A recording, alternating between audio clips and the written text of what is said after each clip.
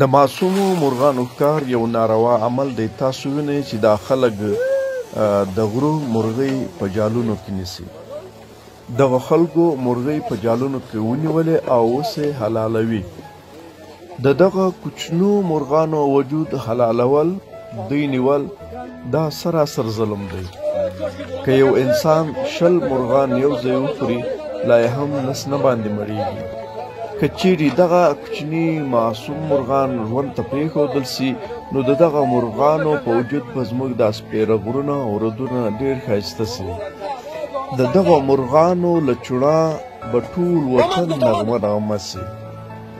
بل تاسې ولیدل چې سږ کال په ډېرو هېوادونو کې ملخانو حمله وکړله او دغه مرغان که ژوندي پرېښودل سي، دغه مرغان ملخان نیسي، خوري، د خوراک په توګه استعمالوي.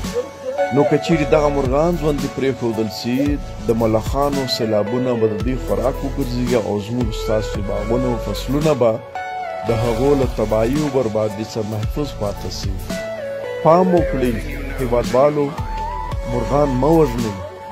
دغه معصوم مرغان چې ژوندي پاتې سي، د دوی ښکلا به زموږ وطن ښایسته کړي او د دوی غږ چڼا به زموږ وطن نغمه نغمه کړي.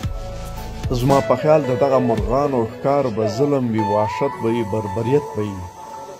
دغه مرغانو ته ژوند ورکړئ. الله مهربانه ده، زموږ ستاسو په وطن کې به د انسانانو وینه هم ودرېږي.